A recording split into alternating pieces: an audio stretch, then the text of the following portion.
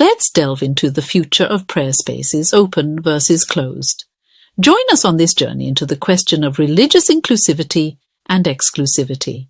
We'll talk about open and closed religious settings, shedding light on the advantages and disadvantages of each. The question of open versus closed prayer spaces transcends individual faiths.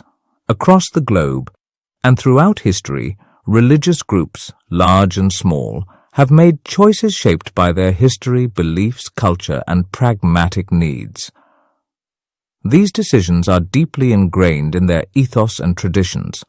It's crucial to approach these varying paths with respect, acknowledging the distinct roles each plays in connecting with both their adherents and the broader community. Every religion, its leaders and followers, have the autonomy to establish their own guidelines. On the other hand, from an individual's perspective, every person is on a personal spiritual journey. As our global society evolves, people search for spiritual places that align with their beliefs and values. If they feel a disconnect or lack of inclusivity, they may seek other spiritual homes, or retreat into personal practice without following an organized religion. So, religious spaces must balance their traditions with the desires of an increasingly diverse and modern society. Religious organizations are at liberty to establish their own guidelines, just as individuals are free to either adhere to those rules or choose to disengage. What is our goal here in this video? Our objective in this video serves two primary goals. First, to offer a balanced perspective that fairly represents both sides of the open versus closed spaces debate.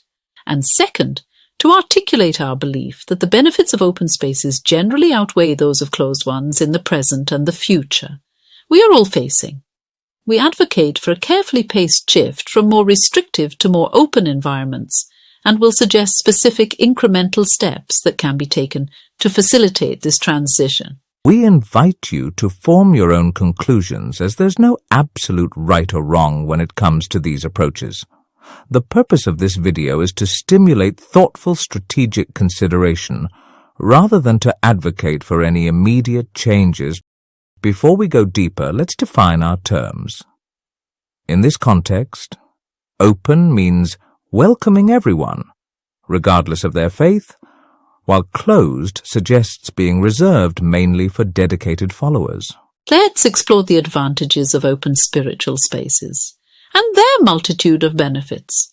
Open spiritual spaces act as catalysts for universal understanding and unity, reinforcing the belief that we are all part of one humanity.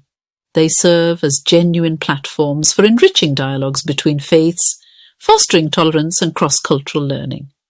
They function as true local community hubs, where acts of kindness and good deeds are not just encouraged, but actively carried out collectively. Open spiritual spaces draw a diverse crowd, from inquisitive newcomers to devoted spiritual seekers, enriching the community's tapestry of beliefs and practices.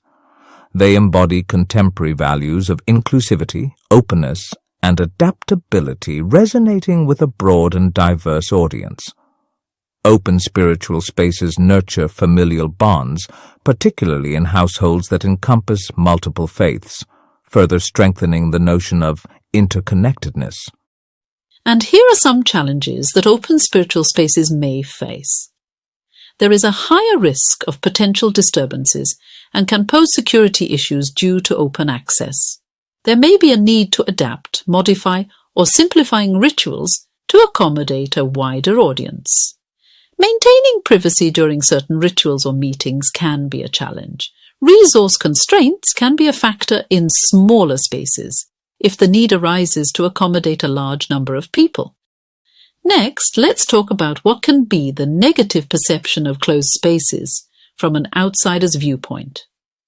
From an outsider's perspective, closed religious spaces might seem mysterious or secretive, exclusive or elitist, untrustworthy due to a lack of openness, disconnected from the broader community, misinterpreted, particularly in this digital era fraught with misinformation and the spread of rumors. keep in mind that these are merely perceptions that take shape.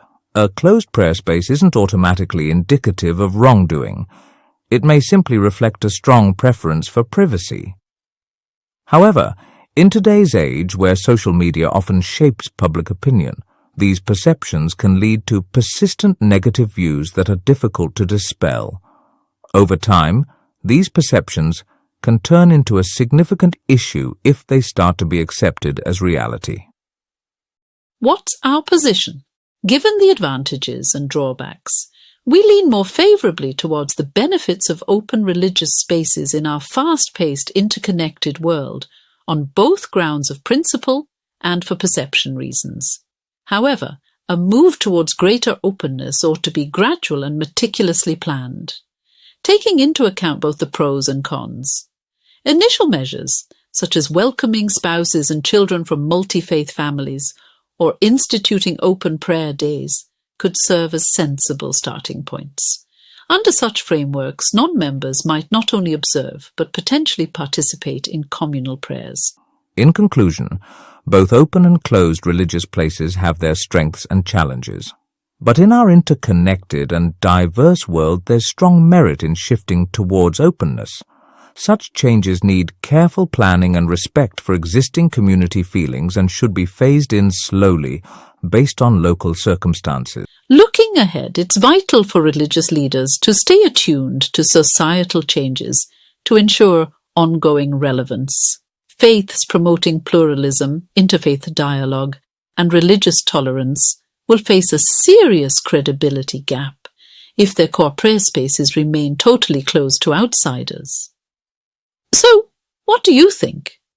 Could allowing spouses and children of multi-faith families to be welcomed in the main prayer hall be a first small step towards opening up? After all, as the saying goes, the family that prays together stays together.